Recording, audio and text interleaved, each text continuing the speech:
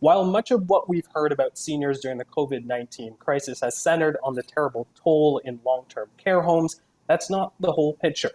There is also much resilience. David Rockne Corrigan covers the eastern part of the province for our Ontario hubs, and he joins us now on that. Welcome to the show, David. Hi, Jan. Now, you spoke to directors of seniors community centers in Ontario. How are those centers being affected by the COVID-19 closures?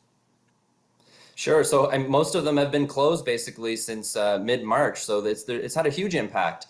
And for people who don't know, these are the places where older adults would go for fitness classes or language classes or, sports leagues, recreational sports. And they've had their doors closed for now 2 months. And of course, not only do these places provide an important source of physical activity for a lot of seniors, but also it's a huge source of social activity. And I'll get into that a little bit more later. But here in Kingston, the Kingston Seniors Association, I just was, a couple of days ago, I went to go visit their main hub here in Kingston.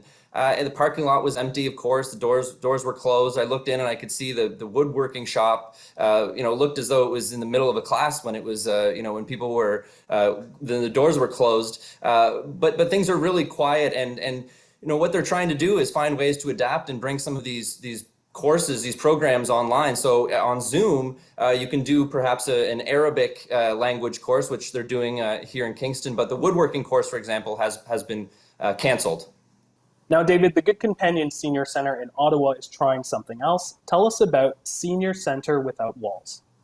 Sure, yeah, the Senior Centre Without Walls. So it's a telephone program that they've been doing for 6 years in Ottawa, and it's essentially presentations, little short half-hour, 1-hour presentations. Some of the topics recently have included bone health, doing your taxes, dating as an older adult. They did one last week on the Spanish flu pandemic of 1918. And these are ways their seniors who are maybe isolated and feeling lonely can call in and join this interactive phone activity. And if they're not, able to dial in, the calls can be made to them. So I actually sat in on one of these sessions last week. It was called Good News. The programmer was sharing good news stories from around the world, and the different people on the call would be able to chime in with their reactions to the stories. It was really sweet, and you could just tell by listening in how valuable this was for certain seniors. So this program that they've been doing has actually been expanding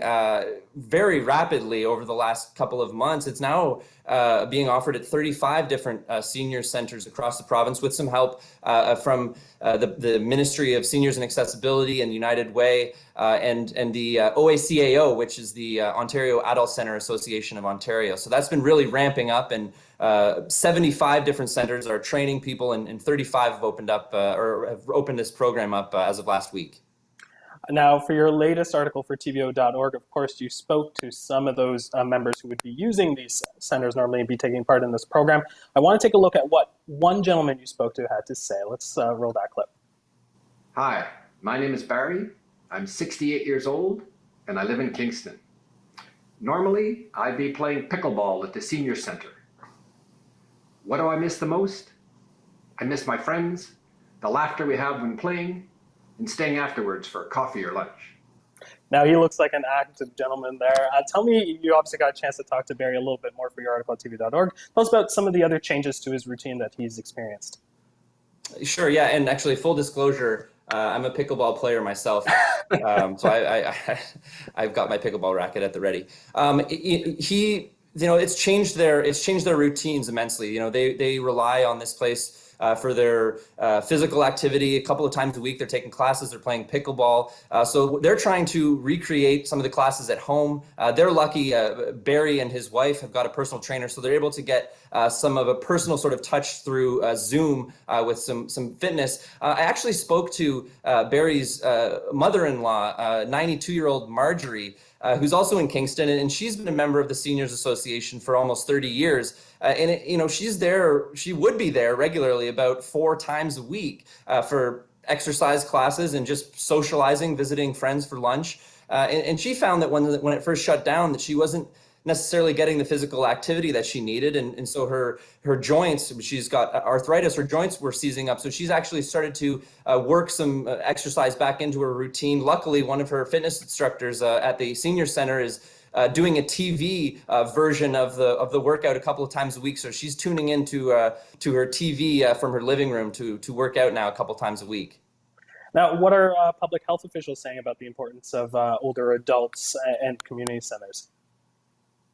Sure. So, I mean, there's, well researched evidence that shows that socializing and socialization is really important for seniors' health. And, with these places closed, it's one source where a lot of people, a lot of older adults in Ontario get that social sort of outlet. And so I spoke to Ottawa Public Health, and they said, in lieu of these places being open, that it's still really important for older adults, seniors, to get the physical activity, get that social activity wherever and whenever possible. Now, very quickly, you list the number of programs that these community centers offer. There's a cost associated to that. But with these closures, are there any repercussions?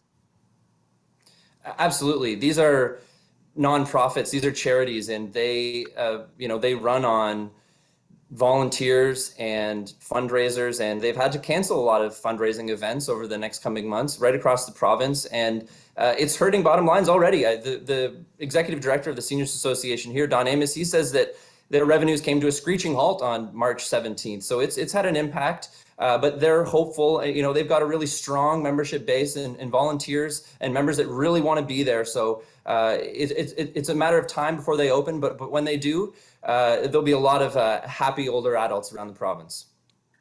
So, David, I guess when this is all said and done, that means you and I will be going head to head with Barry and his wife in a pickleball match, I suppose.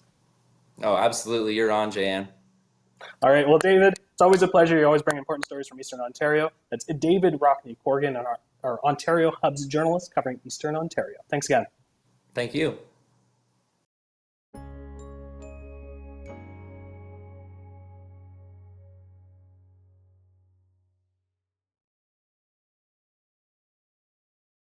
The Agenda with Steve Paikin is brought to you by the Chartered Professional Accountants of Ontario. CPA Ontario is a regulator, an educator, a thought leader, and an advocate. We protect the public. We advance our profession. We guide our CPAs. We are CPA Ontario. And by viewers like you. Thank you.